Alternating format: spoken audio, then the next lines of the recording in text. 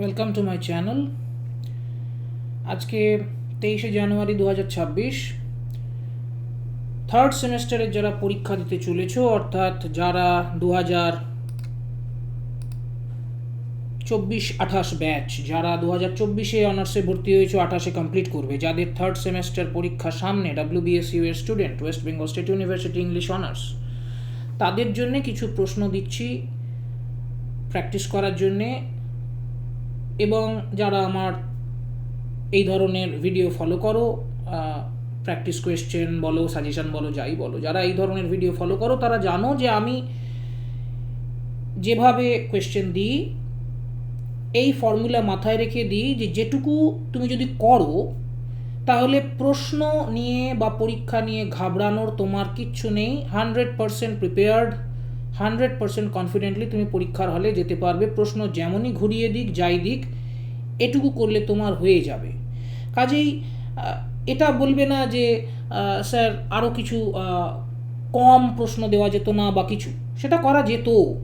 আরও যদি এর থেকে কমায় তাহলে সেটা হবে একটা রিস্ক নেওয়া, লটারি। অর্থাৎ আমি যেটুকু বলবো এর বাইরে প্রশ্ন হওয়া পসিবল না। তুমি যদি এইটুকু পড়ে যাও, এর বাইরে এমন কোনো প্রশ্ন দিতে পারে না যেটা এটা পড়ে তুমি উত্তর করতে পারবে না। কাজেই খাতা কলম খুলে বসে যাও, আমি কতগুলো প্রশ্ন বলছি, তোমরা সেই অনুযায়ী, তোমাদের সামনে 1 মাস আছে, তোমরা যদি প্রিপেয়ার করো, পরীক্ষার আগের রাত্রে তোমার কোনো টেনশন হবে না, তুমি নিশ্চিন্তভাবে পরীক্ষায় যেতে পারবে এবং লিখতে পারবে। আচ্ছা, প্রথম যেটা কথা সেটা হচ্ছে, আমি আমার ছাত্রছাত্রীদের বারবার বলেছি এবং তোমাদেরও সেই কথাই বলবো যে দেখো, তোমাদের শেক্সপিয়ারের সনেটস আছে আর মেটাফিজিক্যাল কবিতা আছে দুটো। এখন নিয়ম হচ্ছে, তুমি আরটিসি যেখান থেকে করবে, তুমি সেখান থেকে বড় প্রশ্ন করতে পারবে না, মানে একই অথর থেকে করতে পারবে না। তুমি যদি শেক্সপিয়ারের সনেট 30 থেকে বড় প্রশ্ন করো, তাহলে সনেট 116 বা 130 থেকে আরটিসি এলো আর তুমি করলে, সেটা তুমি করতে পারবে না, কারণ একই অথর থেকে রিপিট করতে পারবে না। তাহলে সেই হিসেবে দেখলে তোমার অপশান কি কি? শেক্সপিয়ার, জন ডান এবং অ্যান্ড্রু মার্ভেল।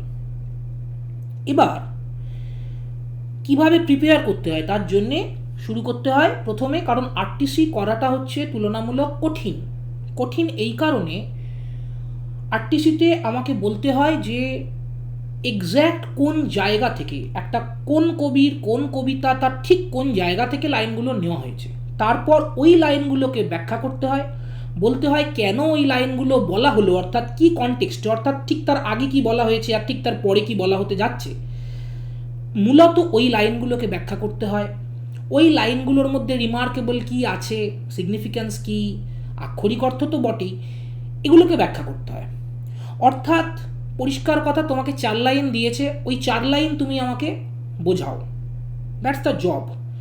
আরটিসি মানে কিন্তু গোটা কবিতার সারমর্ম লিখে দেওয়া নয়, মাইন্ড ইট। এই কথাটা মনে রেখে যদি তুমি আরটিসির কথা ভাবো, তাহলে আরটিসি করা তুলনামূলক কঠিন এই কারণে, আরটিসির জন্য একটা কবিতা, যে কবিতাটাকে তুমি প্রিপেয়ার করছো যে এই কবিতা থেকে আমি আরটিসি করব, সেই কবিতা তোমাকে প্রত্যেকটা লাইন কিন্তু গুলে খেতে হবে, রাইট? বুঝতে হবে যে যে লাইনই দিক আমি বোঝাতে পারবো। এখন আমি আমার ছাত্রছাত্রীদের যেটা বলেছি, জেনারেলি আমি যেটা বলে থাকি, তোমাদেরও যেটা বলবো, আমি হলে আমার মেটাফিজিক্যাল কবিতা ভালো লাগে, বা সেটা আমার ব্যক্তিগত চয়েস, তুমিও করতে পারো, কিন্তু মেটাফিজিক্যাল কবিতা থেকে আরটিসি করার ক্ষেত্রে ছাত্রছাত্রীরা ভুল করে বেশি, কারণ পরীক্ষার হলে গিয়ে এক্স্যাক্ট ওই লাইনগুলোর মানে, ওই কনসেপ্টটা, ওই কথাটা কি বলতে গিয়ে বলেছে, এটা ভুলে যাওয়ার চান্স তুলনামূলক বেশি। কারণ মেটাফিজিক্যাল কবিতা স্টেপ বাই স্টেপ, একটা লম্বা স্ট্রাকচারে অনেকগুলো কথা, ডেভেলপমেন্ট অফ থট আছে সেখানে, পরপর যায়, একটার উপর আরেকটা ডিপেন্ডেন্ট। আগে একটা আর্গুমেন্ট দেওয়া হলো, সেইটার উপর ডিপেন্ড করে আরেকটা আর্গুমেন্ট, এরকমভাবে যেতে থাকে। সনেট একটাই বিষয়ের ওপর, তুলনামূলক অনেক সহজ। সুতরাং প্লাস সনেট 14 লাইনের কবিতা।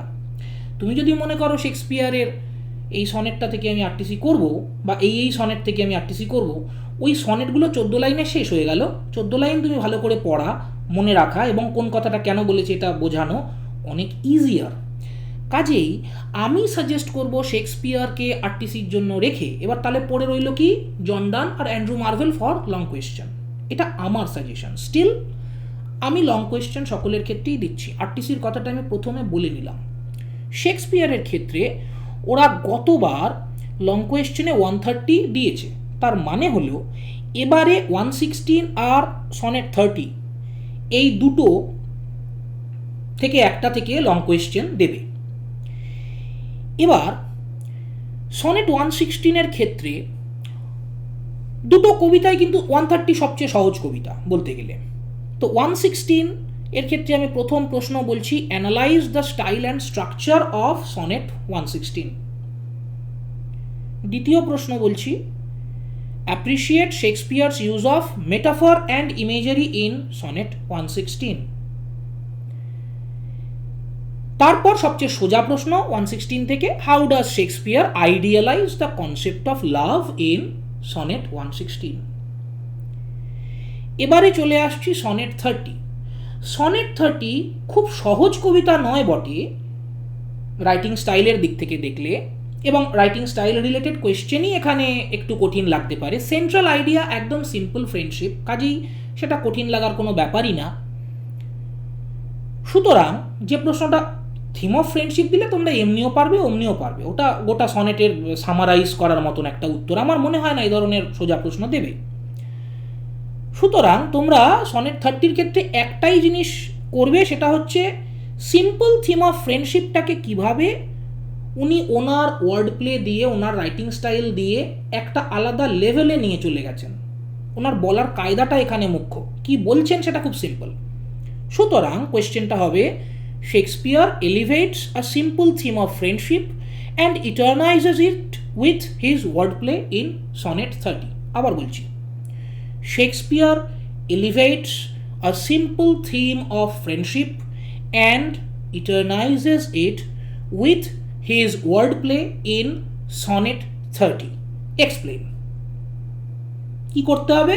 সিম্পল থিম অফ ফ্রেন্ডশিপটা উল্লেখ করতে হবে, করে বলতে হবে ওই যে উনি লিগাল ওয়ার্ড, কমার্শিয়াল ওয়ার্ড ব্যবহার করলেন মেটাফরিক্যালি, করে করে করে করে যে উনি ওই কবিতাটাকে একটা আলাদা লেভেলে নিয়ে গেলেন, জটিলতর এবং বোঝার ক্ষেত্রে একটা অন্য রকমের আনন্দ, অন্য রকমের ফিলিং, সেইটা উনি কীভাবে করলেন, ওনার শব্দচয়ন কীরকম, ওনার স্টাইলটা কীরকম, কীভাবে উনি ওই সিম্পল থিমটাকে প্রেজেন্ট করছেন, দ্যাটস দ্য কোয়েশ্চেন। এই চারটে প্রশ্ন আমি দেব, বাস লং কোয়েশ্চেনের ক্ষেত্রে শেক্সপিয়ার ডান। জন ডান ক্যানোনাইজেশন, আমি সাজেস্ট করব যদি তোমার পক্ষে সুবিধে হয় চেষ্টা করো ক্যানোনাইজেশন, কিন্তু কঠিন কবিতা, এটা সকলের জন্য নয়। এটা তারা করবে যারা খুব কনফিডেন্টলি জন ডান সম্পর্কে, এই কবিতাটা সম্পর্কে যারা খুব ভালো করে পড়েছে এবং জানে যে হ্যাঁ আমি এই কবিতাটা লাইন বাই লাইন বুঝেছি, আমি বোঝাতে পারবো, এবং যে সেটা পারবে সে আমার মনে হয় না সে সনেট কি বলবো সনেট 30 বা 130 বা 116 নিয়ে খুব বেশি ভাববে, সে দেখাতে চাইবে যে আমি কঠিন কবিতাটা ডিল করতে পারি। Anyway, canonization is the toughest one এই তিনটে অপশনের মধ্যে, শেক্সপিয়ার, জন ডান এবং মার্ভেলের। সুতরাং ক্যানোনাইজেশনের প্রশ্ন প্রথমটা একদম গোদা প্রশ্ন শুনতে লাগছে, কিন্তু অতটা গোদা নয়।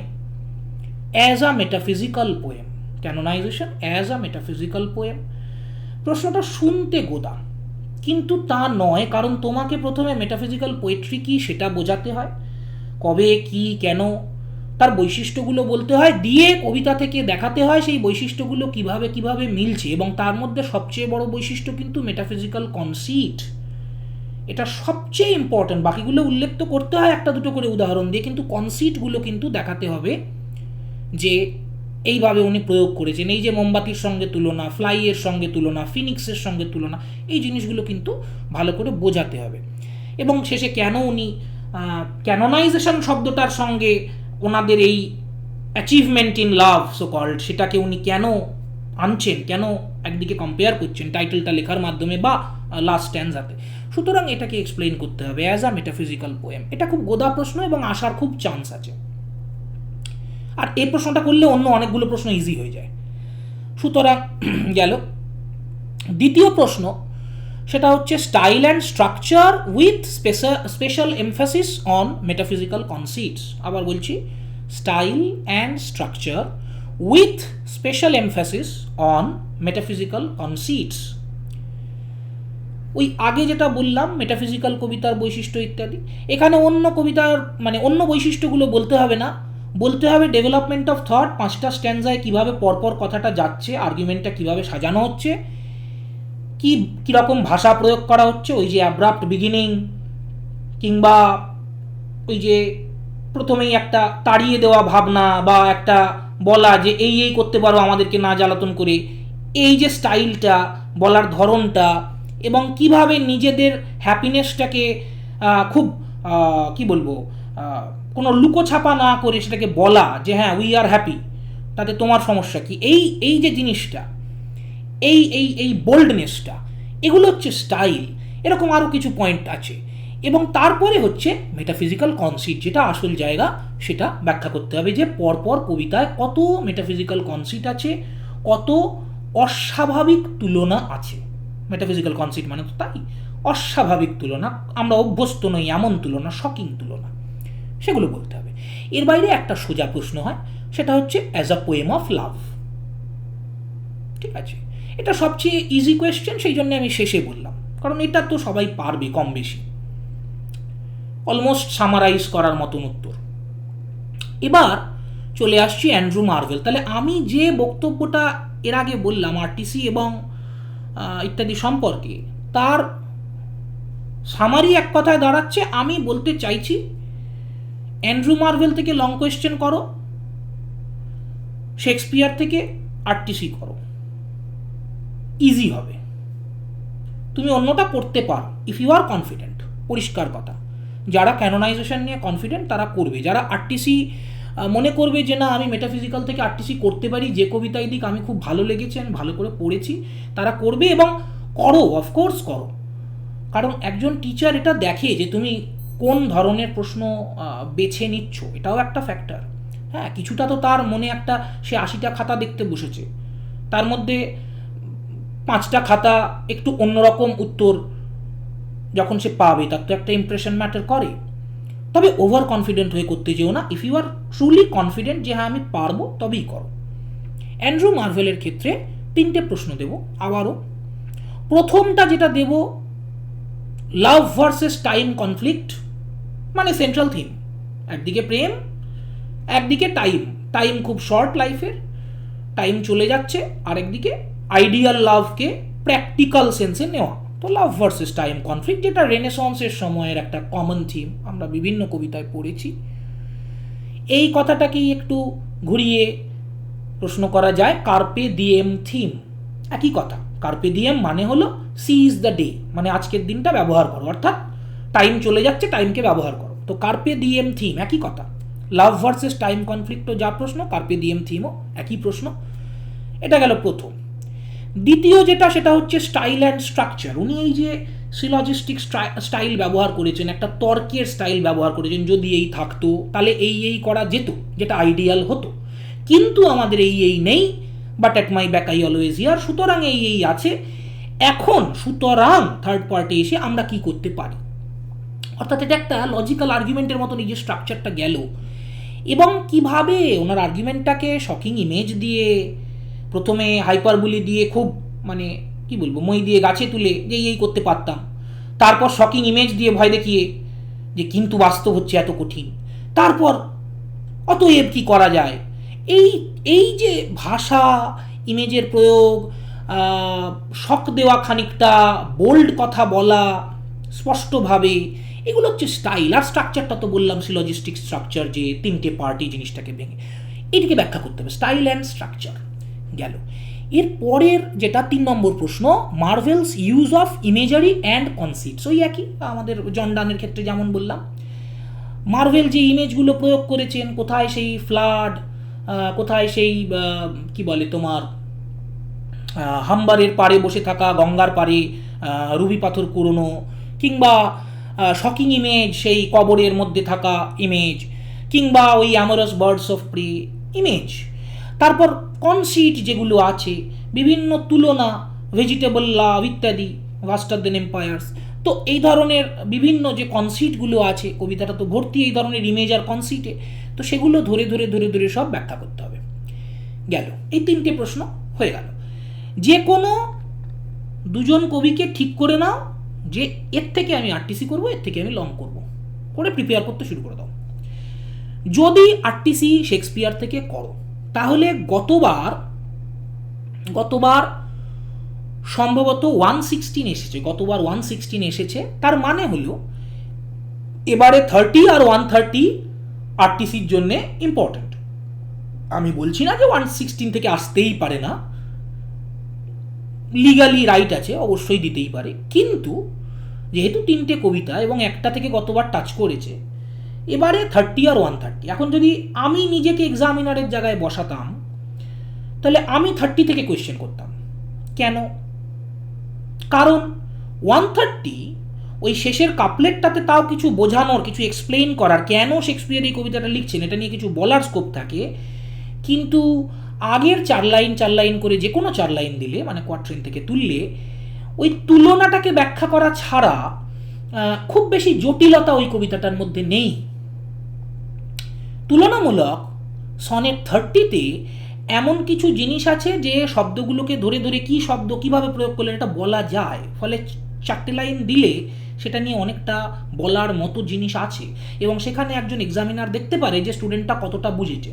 সুতরাং আমি যদি এক্সামিনার হতাম, আমি 30 দিতাম, ফলে আমার মাথায় যেটা ঘুরছে সেটা হচ্ছে 30 আর 130 যদি এবারে আরটিসির জন্য আসার কথা হয়, তাহলে মেবি 30 চান্স বেশি, যদি ওরা ঠিক করে যে না সিরিয়াসলি প্রশ্ন করব, আর যদি ওরা এরকম ঠিক করে যে না সহজ প্রশ্ন দাও, তাহলে পলিসিটা বদলে যাবে। আচ্ছা, এবারে চলে আসছি আসল জায়গায়। আসল মানে এর আগের যেটা না, এই কবিতা, এটা তোমাকে পাস করাবে, পাস করানোর জন্য ওটা নেসেসারি, ওটা ইজি পার্ট গেল। আসল জায়গা তো নাটক, এবং তার মধ্যেও আসল হচ্ছে ম্যাকবেথ। দেখো, আমি বেশ কতগুলো প্রশ্ন দেব, এটাও আমি বলে দেবো কোনগুলো বেশি ইম্পর্ট্যান্ট, কিন্তু আমি যে প্রশ্নগুলো দেব আমি বলবো একটাও বাদ দিও না। এই কারণে গতবার কিন্তু যেমন ম্যাকবেথের ওপর প্রশ্ন এসেছে, তেমন শেক্সপিয়ার্স ইউজ অফ ইমেজেস এরকম প্রশ্ন এসেছে। একটু দেখে নিও গতবারের প্রশ্নটা।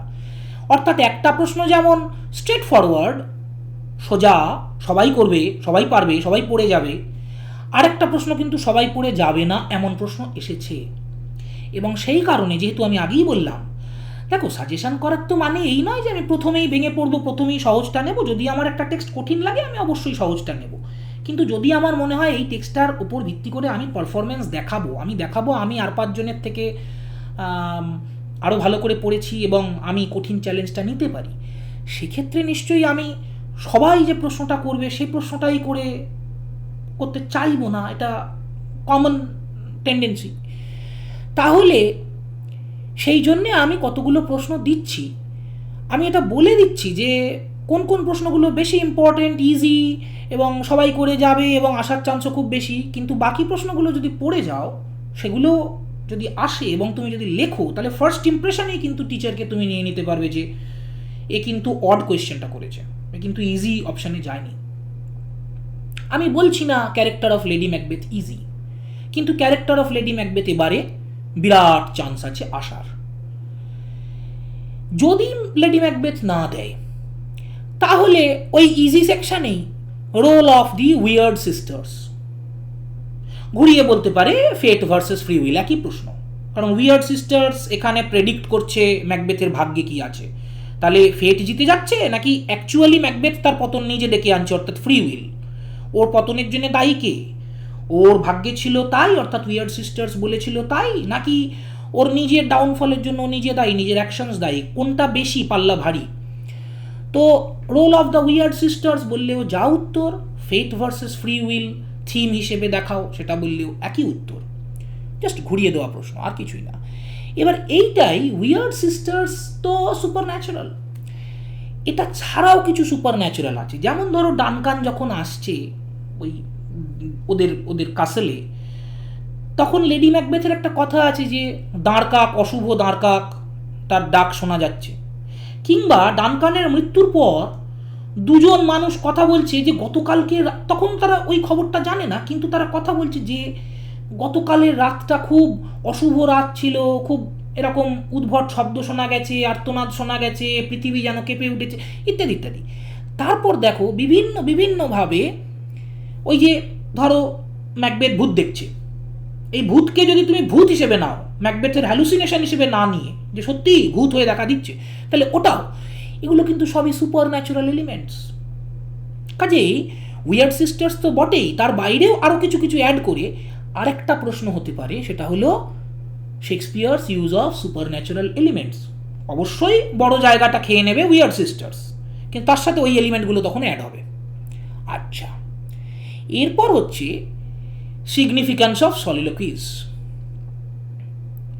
সিগনিফিক্যান্স অফ সলিলোকুইজ, এটা আমি মনে করব যে এটা ওই টাফ সেকশনের কোয়েশ্চেনের মধ্যে তুমি ফেলতে পারো, ক্যাটেগরাইজ করতে পারো, যে সিগনিফিক্যান্স অফ সলিলোকুইজ, সলিলোকি দিয়ে শেক্সপিয়ার কীভাবে ক্যারেক্টারের ওই দুরকম, মানে চরিত্রের মধ্যে যে দুরকম দিক আছে, একটা হচ্ছে সে তার অ্যাকশানে করছে, আরেকটা হচ্ছে সে যখন একা রয়েছে তখন সে ভাবছে, ওই ভাবনার মধ্যে তার কনসায়েন্স কাজ করছে, তার বিবেক কাজ করছে, তার দ্বিধাদ্বন্দ্ব কাজ করছে, অর্থাৎ ক্যারেক্টারটার মধ্যে যে কমপ্লেক্সিটি সেটা কিন্তু ফুটিয়ে তুলেছেন উনি সলিলোকি দিয়ে। লেডি ম্যাকবেথকে আমরা অলমোস্ট ইভিল করি, খারাপ, সে ম্যাকবেথকে এই দিকে ঠেলে দিয়েছে, কিন্তু লেডি ম্যাকবেথ যখন একা একা কথা বলে তখন তার মধ্যে থাকা ভয়গুলো, নার্ভাসনেসগুলো, খারাপ লাগাগুলো কিন্তু দেখা যায়। ম্যাকবেথ যখন কাজ করছে তখন সে কাজের মধ্যে তার ইভিল সাইডটা আমরা দেখছি, কিন্তু তার সলিলোকির মধ্যে তার ডাউটসগুলো, তার ভয়গুলো, তার যে না এই ধরনের করলে যদি এটা বড় পাপ, এই পাপের একটা শাস্তি হবে, এই যে জিনিসগুলো। সুতরাং সলিলোকির কিন্তু বিরাট গুরুত্ব আছে এই নাটকটাতে ক্যারেক্টারগুলোকে ডেভেলপ করার ক্ষেত্রে। That's a big question. Structure of the play আমার মনে হয় না দেবে, but it's a question, valid question, একটু কঠিন প্রশ্ন এটা হয়, আমার মনে হয় না দেবে। আমি মানে WBSU এর প্রশ্ন দেওয়ার যা স্টাইল আমি দেখেছি, ওরা এতটা জটিল প্রশ্নে যায় না। হ্যাঁ, আচ্ছা, এবার ইজি সেকশানে আরও কয়েকটা প্রশ্ন হয়, কয়েকটা সিন আছে ম্যাকবেথের যেগুলো খুব ইম্পর্ট্যান্ট। তোমাদের কেন জানি না সিন যে আসবেই এমনটা দেখিনি, কমই আসে, তবে আসে, একেবারে আসে না তা না, কোনো কোনো বছর। এবং এই 4টে সিন খুব সিগনিফিক্যান্ট। আমরা যখন ছাত্র ছিলাম, এক একটা ইউনিভার্সিটি এক এক রকম তো কোয়েশ্চেনের ধরন হয়, এই সিনগুলো ভীষণভাবে পড়ে যেতে বলতো, কারণ এগুলো খুব আসতো। হ্যাঁ, তো এই 4টে সিন, ড্যাগার সিন যেখানে ম্যাকবেথ ড্যাগারকে হ্যালুসিনেট করে ওই ডানকানকে হত্যা করার আগে, পোর্টার সিন যেখানে একটা ট্র্যাজেডির মাঝখানে শেক্সপিয়ার কমিক রিলিফ ব্যবহার করেন, কেন করেন, সিগনিফিক্যান্স কি, ব্যাঙ্কোয়েট সিন যেখানে ম্যাকবেথ ভূত দেখে, ব্যাঙ্কোয়েটে সবাই খেতে বসেছে এবং সেখানে সে ভূত দেখছে, আর স্লিপ ওয়াকিং সিন যেখানে রাত্রেবেলা ঘুমের মধ্যে লেডি ম্যাকবেথ হাত ধোয় আর বিড়বিড় করে যে পাপ ধুয়ে যাচ্ছে না, ইত্যাদি ইত্যাদি। এর মধ্যে আমি খুব ব্রিফলি যদি বলি, dagger scene, banquet scene, sleepwalking scene, 3টে সিনেরই একটা কমন জিনিস আছে। 3টে সিনই কিন্তু ওই ক্যারেক্টারটা যে ওই সিনটাতে রয়েছে, কোনো ক্ষেত্রে ম্যাকবেথ, কোনো ক্ষেত্রে লেডি ম্যাকবেথ, তার সাইকোলজিক্যাল টার্ময়েলটাকে বোঝায়। তার মনের মধ্যে যে বিরাট স্ট্রেস যাচ্ছে, তার কনসায়েন্স একদিকে লড়ছে, তার অ্যাম্বিশন একদিকে লড়ছে, এবং তার ফলে মনের মধ্যে যে একটা যুদ্ধক্ষেত্র তৈরি হচ্ছে এবং সে যে সাইকোলজিক্যালি বেশ খানিকটা নার্ভাস হয়ে যাচ্ছে, ওই ব্রেকডাউনটাকে কিন্তু এই সিনগুলো ফুটিয়ে তুলেছে। এটা কমন 3টে সিনের ক্ষেত্রে। পোর্টার সিন আলাদা, কমিক রিলিফ কী এবং কেন, আশা করি তোমরা পড়েছো, এগুলো আমি জাস্ট একটু গো থ্রু করছি। এই 4টে সিনের মধ্যে যে কোনো একটা সিন প্রশ্ন হিসেবে দিয়ে বলতে পারে সিগনিফিক্যান্স অফ দিস সিন, ব্যাখ্যা করো কেন এই সিনটা গুরুত্বপূর্ণ। এই 4টে সিন কিন্তু নাটকে খুব গুরুত্বপূর্ণ, এবং এই 4টে কিন্তু ইজি সেকশনের কোয়েশ্চেনের মধ্যেই আমি ধরবো, অর্থাৎ lady Macbeth, weird sister, super natural elements এবং এই সিনগুলোর মধ্যে যে কোনো একটা, এগুলো দিতে পারে, ইজি সেকশনের কোয়েশ্চেন হিসেবেই ধরা হবে। কঠিনের মধ্যে আমি বলেছি সলিলোকিজ, স্ট্রাকচার যদিও আমার মনে হয় না স্ট্রাকচার দেবে, আরেকটা বলবো সেটা হচ্ছে শেক্সপিয়ার্স ইউজ অফ কন্ট্রাস্টস। এটাও একটা টেকনিক যেটা শেক্সপিয়ার ব্যবহার করেছেন। দেখো, যদি আমি একটা চরিত্রকে দেখাই, সেই চরিত্রটার ভালো মন্দ, তাহলে সেটা যেমন ফুটে ওঠে, তার পাশে যদি আরেকটা চরিত্র রাখি, যে চরিত্রটা ওই চরিত্রটার অপোজিট, কিন্তু একই প্যারালেল অবস্থানে থেকে, মানে ম্যাকবেথও সম্মানিত, ব্যাংকও সম্মানিত। ম্যাকবেথ মরালিটি থেকে বিচ্যুত হচ্ছে, ব্যাংকও হচ্ছে না। প্রলোভন উইচরা দুজনকেই দেখাচ্ছে, ব্যাংকও গুরুত্ব দিচ্ছে না, ম্যাকবেথ ওই মুহূর্ত থেকেই ভাবতে শুরু করছে। এই যে কন্ট্রাস্ট মানে দুটো চরিত্র, একটা সাদা একটা কালো, দুজনকে একই পজিশন দিলাম, একই অবস্থানে রাখলাম, রেখে দেখালাম যে একজন এক পথে গেল আর একজন ঠিক তার উল্টো পথে গেল। এইটা যখন দেখাবো তখন না তোমার যে কোনো ক্যারেক্টারকে ফিল করার ক্ষেত্রে একটা এমফ্যাটিক ফিলিং আসে। শুধু যদি ম্যাকবেথ থাকতো, তুমি বলতে হায় হায় ম্যাকবেথ এরকম কেন করলো। আর ম্যাকবেথ আর ব্যাংকো যখন পাশাপাশি একটা নাটকে আছে, তখন তুমি বলবে ম্যাকবেথ প্রলোভনে পড়লো, ব্যাংকো কিন্তু পড়েনি, ও ব্যাংকোর মতো ভালো হতে পারতো কিন্তু হয়নি। এই যে কন্ট্রাস্টটা, সাদা কালো, আমরা ইমেজে যেমন বলি না, একটা ছবিতে যে কন্ট্রাস্ট, কালার কন্ট্রাস্ট, তো এই কন্ট্রাস্ট জিনিসটা শেক্সপিয়ার ব্যবহার করেছেন। খেয়াল করে দেখো, ডানকান যত সহজেই বিশ্বাস করে, ম্যালকামের চরিত্রটা মাত্র দুবার আমরা পেয়েছি, এক যখন খুনের পরে ওরা পালিয়ে যাওয়ার ডিসিশন নেয়, আর দুই হচ্ছে যখন ম্যাকডাফের সঙ্গে ম্যালকাম কথা বলে। দুটো ক্ষেত্রেই আমরা কিন্তু ম্যালকামের ক্ষেত্রে সহজে বিশ্বাস না করা, বুদ্ধি দিয়ে বিচার বিবেচনা করে সেই অনুযায়ী চলা, এই টেন্ডেন্সিটা পেয়েছি। ডানকানের অপোজিটে ম্যালকাম কিন্তু একটা কন্ট্রাস্ট। ম্যাকবেথের কন্ট্রাস্ট হিসেবে দুটো ক্যারেক্টার আসে, এক হচ্ছে ব্যাংকো যে মরে যায়, আর ম্যাকডাফ যার ফ্যামিলি মরে যায় কিন্তু সে বেঁচে থাকে। নাটকের প্রথম অর্ধেক ব্যাংকো কন্ট্রাস্ট হিসেবে কাজ করে যায়। ম্যাকবেথ কি করতে পারতো, ভালো হতে পারতো কিন্তু হয়নি, এটাকে দেখিয়ে যায় নিজের ভালোত্বের মাধ্যমে। আর ম্যাকডাফ, ব্যাংকো মরে যাওয়ার পরে ম্যাকডাফের ক্যারেক্টারটা প্রমিনেন্ট হয়, এবং সেখানে আমরা দেখতে পাই যে ম্যাকবেথের কত লয়াল, কত মরাল, কত ডিউটিফুল একটা চরিত্র হওয়ার ছিল, যেটা ম্যাকডাফ হতে পারছে, ম্যাকবেথ হতে পারছে না। সুতরাং এই দুটো ক্যারেক্টার যদি অ্যাড করে একটা লেভেলে আনি আর ম্যাকবেথকে একটা লেভেলে আনি, তাহলে এরা কিন্তু কন্ট্রাস্ট। লেডি ম্যাকবেথের কন্ট্রাস্ট হিসেবে lady Macduff. Lady Macbeth strong, সে তার হাজব্যান্ডকে ভালোবাসে এবং তাকে তার অ্যাম্বিশনের দিকে এগিয়ে দেওয়ার জন্য সে যা যা করণীয় করে। সে অত্যন্ত স্ট্রং একটা ফিগার, তার নিজস্ব চিন্তাভাবনা, তার নিজস্ব ট্যালেন্ট দিয়ে সে ইত্যাদি ইত্যাদি যা করে সেটা আউট অফ দ্য বক্স। মানে আমাদের পেট্রিয়ার্কাল সোসাইটির তে ওয়াইফ সম্পর্কে আমাদের যে ইমেজ, বা মহিলা সম্পর্কে, মহিলা মানে নার্চারিং, কেয়ারিং যে ইমেজ, সেই ইমেজের বাইরে এসে থাকে। লেডি ম্যাকডাফ হচ্ছে একটা অবুঝ স্ত্রী, যে অ্যাট দ্য সেম টাইম ম্যাকডাফকে ভালোবাসে, অথচ সন্তানের কাছে তোমার বাবা দায়িত্বজ্ঞানহীন চলে গেছে এরকম নালিশও করে, অভিমান করে। আবার যখন বিপদ তখন সেখানে বলতে যায় না আমার স্বামী এরকম ভালো, মানে ইত্যাদি ইত্যাদি। মানে টিপিক্যালি আমরা মহিলাদেরকে বরাবর যে ইমেজটা দিয়ে আসতো অভ্যস্ত, যে সে একটু অবুঝ, সে একটু কম বোঝে, তার অত বুদ্ধি নেই, কিন্তু সে সৎ, কিন্তু সে ভালো, আসলে সে একটু রাগারাগি করে কিন্তু আসলে সে ভালোবাসে, এই যে চরিত্রটা। এবং তথাকথিত পরিষ্কার পরিচ্ছন্ন চরিত্র, তথাকথিত ইভিল চরিত্র যদি লেডি ম্যাকবেথ হয়, তাহলে এটা কন্ট্রাস্ট। আবার রস আর লেনক্স মাইনর চরিত্র, যারা এই কন্ট্রাস্টের কথার কথা যদি এই প্রশ্ন আসে এবং কেউ যদি লেখে ম্যাকবেথ এর যে কন্ট্রাস্ট এবং লেডি ম্যাকবেথের যে কন্ট্রাস্ট, এটা সবাই মনে রেখে লেখে। ডানকান ম্যালকাম অনেকে ভুলে যায়, ঠিক আছে, অনেকে সেটাও মনে করে লিখলো, কিন্তু রস আর লেনক্স 90% ক্ষেত্রে লোকে ভুলে যাবে, কারণ মাইনর ক্যারেক্টার।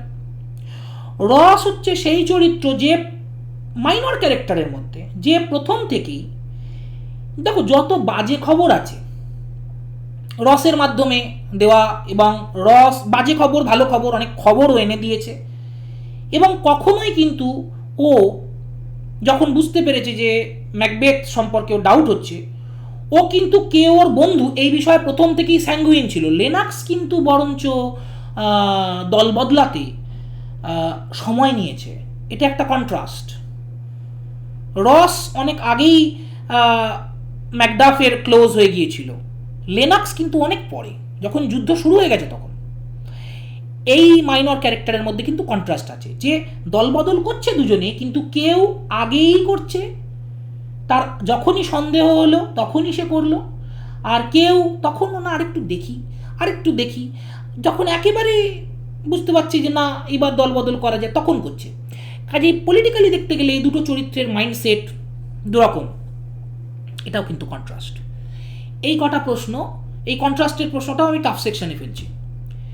এই কটা প্রশ্ন করো, যদি তোমার মনে হয় টাফ সেকশনের প্রশ্ন তুমি হ্যান্ডেল করতে পারবে না, ম্যাকবেথ তোমার নাটক হিসেবে কঠিন লেগেছে, তাহলে ইজি সেকশনের যে কটা প্রশ্ন বলেছি সে কটা প্রশ্ন করে যাও, আশা করি হয়ে যাবে। দুটো প্রশ্নই টাফ দেবে বলে আমার মনে হয় না, দুটো প্রশ্নই out of the box uncommon দেবে বলে আমার মনে হয় না। বাট স্টিল এই হলো ম্যাকবেথের সব কটা প্রশ্ন। এবারে চলে আসছি টুয়েলথ নাইট। টুয়েলথ নাইটে ইজি সেকশনে ক্যারেক্টার, পরিষ্কার কথা। এখানে গতবার ভায়োলা এসে গেছে, তাহলে এবারে ডিউক আসার একটা প্রবল চান্স আছে। তবে ডিউক না দিয়েও অন্যান্য বেশ কিছু ক্যারেক্টার আছে যেগুলো দেওয়া যায়, যেমন ফেস্টের চরিত্র দেওয়া যায়, একটা আস্ত প্রশ্ন হিসেবেই দেওয়া যায়, তাকে নিয়ে লেখার অনেক স্কোপ আছে।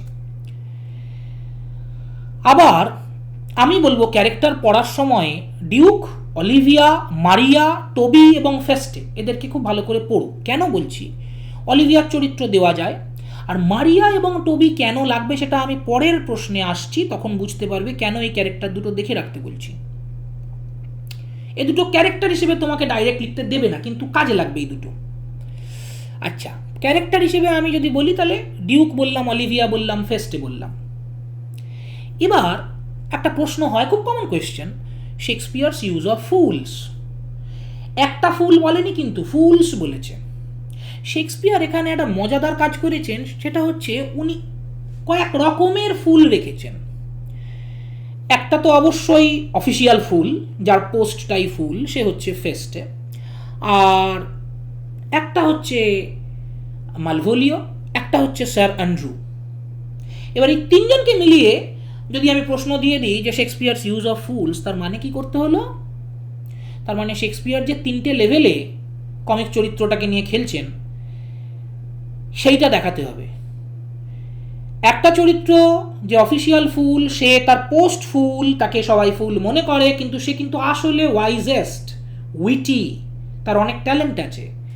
On the other hand sir Andrew এবং মালভোলিও তারা মনে করে যে তাদের অনেক ট্যালেন্ট আছে। অ্যান্ড্রুকে বোকা বানায় আমাদের সাবপ্লটে টোবি, মারিয়া, এরা, মালভোলিওকেও তাই। এবং মালভোলিওর একটা হচ্ছে এক্সট্রিম লেভেলের ফুল, যে জানে না যে সে ফুল, অ্যান্ড্রুও তাই। এবং এদেরকে দিয়ে শেক্সপিয়ার দুটো খেলা খেলেছেন। এক, অ্যান্ড্রুর সঙ্গে যে কমেডিটা হচ্ছে না, যে রসিকতাগুলো হচ্ছে, সেগুলো ভাষা কেন্দ্রিক মূলত। অর্থাৎ অ্যান্ড্রুর সঙ্গে ওরা বাগ্মিতায় ওকে টেক্কা দিচ্ছে, অ্যান্ড্রু ধরতে পারছে না কি কথার কি মানে, কি কথার কি উত্তর, ওকে নিয়ে যে মস্করা হচ্ছে ধরতে পারছে না। ওটা হচ্ছে উইট লেভেলের রসিকতা, যে উইটটা মারিয়া এবং টোবির আছে, অ্যান্ড্রুর নেই। মালভোলিওর ক্ষেত্রে যেটা হচ্ছে সেটা পরিষ্কার ফার্স, অর্থাৎ তথাকথিত লো কমেডি বা যাই বলো, যেটা একদম মানে যার সেন্স অফ হিউমার নেই সেও দেখে হাসবে। ওই যে একটা স্টেজের ওপর দাঁড়িয়ে ওই রকম কিম্বুত কিমাকার পোশাক পরে ওই রকম কিম্বুত কিমাকার আচরণ করা, এবং তার প্রতিটা অ্যাটিটিউড, ওটা দেখে হাসার জন্য সেন্স অফ হিউমার, বুদ্ধিবৃত্তি, জ্ঞান কিচ্ছু থাকার প্রয়োজন হয় না। শেক্সপিয়ার কিন্তু মজাদার মানুষ, তিনি at the same time labour ক্লাসের অডিয়েন্সকেও ধরেন, আবার একদম অভিজাত ক্লাসের অডিয়েন্সকেও ধরেন। ফলে অভিজাত ক্লাস কোন ফুলের মানে কাণ্ড কারখানা দেখে এনজয় করবে? অবশ্যই অফিসিয়াল ফুল এবং অ্যান্ড্রুর ক্ষেত্রে, আর মালভোলিওর ক্ষেত্রে করবে। কিন্তু লেবার ক্লাস বা তুলনামূলক ইলিটারেটস, যারা ওই শব্দের খেলাগুলো ধরতে পারবে না, ওই ফেস্টের উইজডম ধরতে পারবে না, তারা কিন্তু মালভোলিওকে দেখে হাসবে। ফলে শেক্সপিয়ার কিন্তু কমেডির অনেকগুলো লেয়ার নিয়ে কাজ করেছেন, অনেকগুলো লেভেল নিয়ে। ফলে এটা একটা প্রশ্ন হয় যে Shakespeare's use of fools. Next question যেটা বলবো সেটা হচ্ছে Shakespeare's portrayal of women characters. ওই যে আমি বললাম মারিয়া পড়ে রাখো, এটা হয় শেক্সপিয়ারের এই নাটকটার, এমনকি শেক্সপিয়ারের অন্যান্য নাটকেও অনেক সময় দেখা যায় এই বিশেষত্ব আছে। ম্যাকবেথেও যেমন দেখো না, লেডি ম্যাকবেথের চরিত্রটা কত স্ট্রং, ওটা কিন্তু পুতুল চরিত্র নয়। এখানে শেক্সপিয়ার রিমার্কেবল যে উনি মহিলা চরিত্রদের এমন করে গড়েন। আর এই নাটকের ক্ষেত্রে তো কি হচ্ছে, মহিলা চরিত্রটাই ঠিক করছে নাটকের কোর্স কোন দিকে যাবে। অলিভিয়া ঠিক করছে যে ও ডিউকের মুখ দেখবে না, অলিভিয়া ঠিক করছে যে ও ভায়োলা না জেনে প্রেমে পড়েছে এবং সেবাস্টিয়ানকে বিয়ে করছে, সেবাস্টিয়ানের ও ভালো ছেলের মতো হাত ধরে চলে যাচ্ছে, পরিষ্কার কথা। ডিউক বেচারার নিজের বিয়েতে অলমোস্ট ও যাকে পছন্দ করেছে তার মুখোমুখি হতে ও ভয় পেয়েছে বা যায়নি, যে কারণেই হোক ওর সেই কারেজ হয়নি, ও মেসেঞ্জার পাঠিয়ে গেছে। তারপর যখন সে ফসকে গেল, ও দেখলো যে ভায়োলা অ্যাভেলেবেল এবং ভায়োলা ওকে বলল, তখন ও দেখলো আচ্ছা ঠিক আছে, যে আমাকে ভালোবাসে আমি না তাকেই ভালোবাসলুম গোচ্ছে, ও নিয়ে নিল। তাহলে মারিয়া তার ট্যালেন্ট দিয়ে, তার উইট দিয়ে এমন কাণ্ড কারখানা করলো যে স্যার টবি বলল বাহ একে তো বিয়ে করা যায়। তাহলে এখানে এই নাটকের হিরোইন আছে, হিরো নেই, কারণ পুরুষ চরিত্রটা কিছু করেনি, মানে দেখানোর মতো কিছুই করেনি, তারা জাস্ট ছিল ওখানে বাস। অলমোস্ট ক্লিবলিঙ্গ বলতে গেলে, মানে তার কাজটা হচ্ছে তাকে নড়ানো চড়ানো হচ্ছে, কিন্তু সে সজ্ঞানে নড়ছে না বা কিছু করছে না, এরকম গোছের ব্যাপার। তাদের জীবন অলমোস্ট তার পাশে থাকা বুদ্ধিমতী নারীরাই কিন্তু কন্ট্রোল করেছে বা ডিসাইড করেছে যে তাদের জীবনে কী হতে চলেছে। সুতরাং শেক্সপিয়ারের মহিলা চরিত্র, নারী চরিত্র তৈরি করা, নির্মাণ করার ক্ষেত্রে কিন্তু এই নাটকটা খুব রিমার্কেবল। এবং এটা একটা প্রশ্ন আসতে পারে, আর সেটা যদি আসে তাহলে তুমি একেবারে গতবার ভায়োলা এসে গেছে বলে পড়ে গেলে না, কিছুই জানলে না ভায়োলা সম্পর্কে, এটা তো হতে পারে না। বা মারিয়া মাইনর চরিত্র বলে পড়ে গেলে না, এটা তো হতে পারে না। সুতরাং ওই জন্য আমি বলেছি এদেরকে একটু দেখে যেতে, যদি পোর্ট্রেয়াল অফ উইমেন ক্যারেক্টার্স আসে লিখতে পারবে।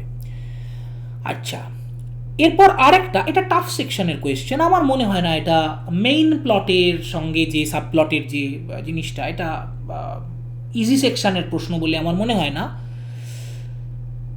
Subplot is a contrast, the subplot is a contrast to the main plots sentimental romance. মানে কি? আচ্ছা, ওভারঅল নাটকটা তো একটা প্রেমের নাটক, রোমান্স আছে এখানে অনেক। খেয়াল করে দেখো, মেইন প্লটে যারা তথাকথিত হিরো হিরোইন, তাদের রোমান্সটা কিন্তু সেন্টিমেন্টাল, মানে ওরা যত না মানুষটার প্রেমে পড়ে তার থেকে বেশি প্রেম আইডিয়াটার প্রেমে পড়ে। অর্থাৎ কাউকে প্রথম দর্শনে দেখলো, দেখেই আহা বাস হয়ে গেল, তারপর হয়তো তাকে পেল না, তার যমজ ভাইকে পেল, কিংবা যাকে ভালোবেসেছিল, যাকে নিয়ে এত মেসেঞ্জার পাঠিয়েছে, সে হাতছাড়া হয়ে গেছে, তো যাকে পেল তাকে বিয়ে করে নিল।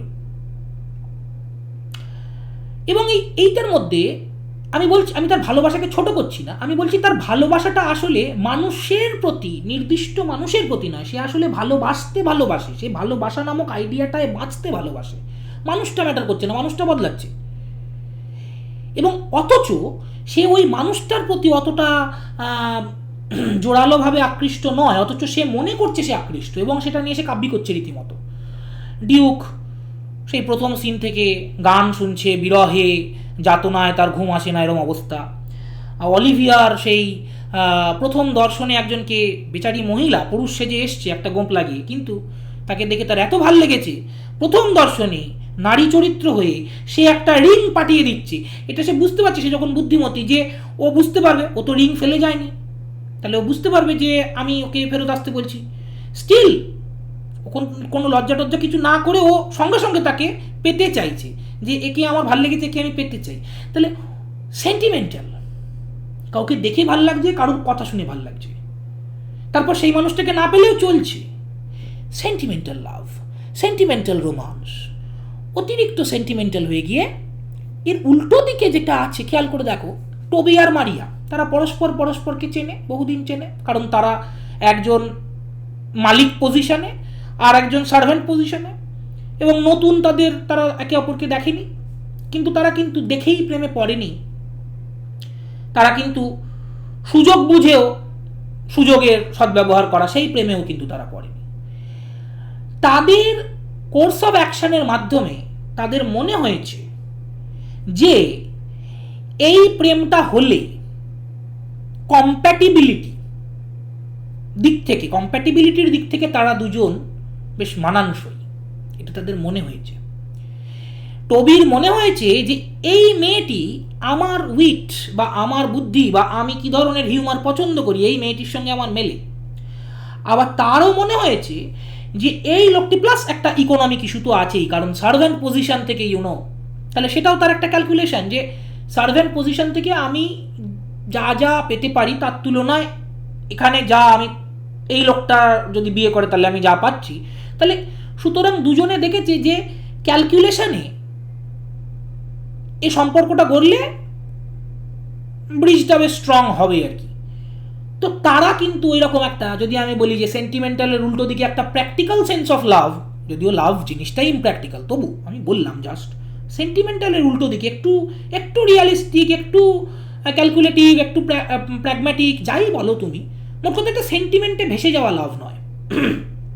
ঠিক আছে, তাহলে এইটা একটা কন্ট্রাস্ট করছে। মূল যে আইডিয়াটা রোমান্স, সেটার ব্যাকগ্রাউন্ডে এইটাকে রেখে শেক্সপিয়ার খেলছেন যে দেখো রোমান্স এরকমও হয়, রোমান্স এরকমও হয়। ঠিক আছে, এবার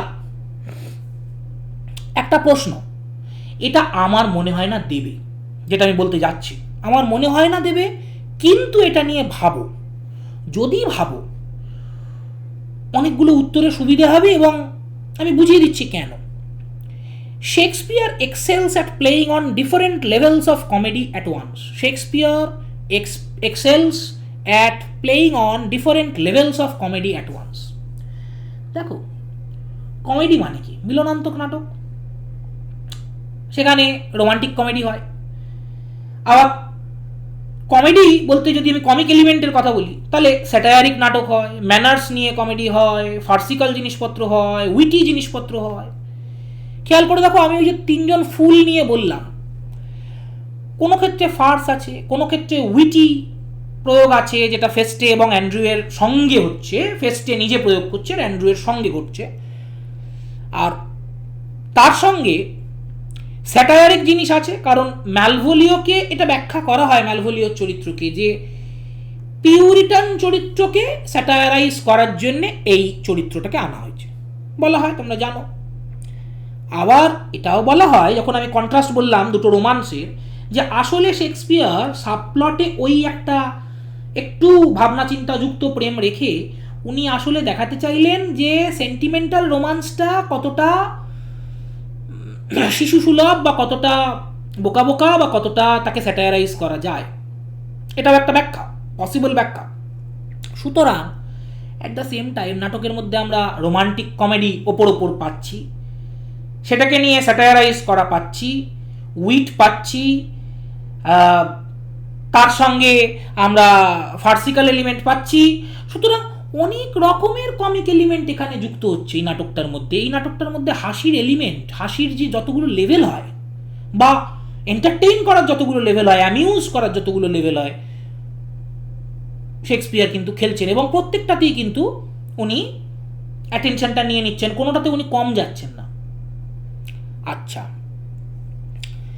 কাজে এটা যদি তুমি বোঝো, এই জিনিসটাকে নিয়ে ভেবে যদি তোমার এটা যদি ক্লিয়ার হয়, তোমার কাছে ফুলসদের চরিত্র ক্লিয়ার, সাবপ্লটও ক্লিয়ার, কেন সাবপ্লট, এবং রোমান্সটাও ক্লিয়ার, অনেক জিনিস clear. It's a good question, যদিও আমার মনে হয় না এই প্রশ্ন দেবে বলে, দিলেও সেটাকে আমি টাফ সেকশনের প্রশ্ন বলে ধরছি। ইজি সেকশনের প্রশ্ন থিম অফ লাভ। আর আরেকটা অপছন্দের প্রশ্ন আমার আছে, এটা ইজি সেকশন কারণ এটা আসে। আচ্ছা, থিম অফ লাভের ক্ষেত্রে দুরকম লাভই দেখাবে, কিন্তু সেন্টিমেন্টাল এবং ওই যে বললাম ওটা দেখাবে। আর একটা লাস্ট প্রশ্ন বলবো, এটা আমার অপছন্দের প্রশ্ন, কিন্তু এটা আসে, সিগনিফিক্যান্স অফ দ্য টাইটেল। তো এই মোটামুটি এটা ইজি সেকশনের প্রশ্ন বলেই ধরা হবে, কারণ যেহেতু আসে বারবার। সুতরাং এই যদি তুমি প্র্যাকটিস করো, যা যা আমি বললাম, এবং যেরকম আরটিসি লং ইত্যাদি, বা ম্যাকবেথ এবং 12th নাইটের ক্ষেত্রে, এই যদি তুমি প্র্যাকটিস করো, এই প্রশ্নগুলো নিয়ে যদি তুমি অ্যাটলিস্ট ভাবো এবং মনে মনে কনফিডেন্ট হও যে হ্যাঁ এটা দিলে আমি লিখতে পারবো, নিশ্চিন্ত থাকো, তোমার পরীক্ষা ভালো হবে, কোনো দুশ্চিন্তার কারণ নেই। ঠিক আছে, এইটুকুই আজকে বলার, শেষ করছি আজকের মতো। ভালো লাগলে শেয়ার করো বন্ধু বান্ধবের সঙ্গে, দ্যাটস ইট।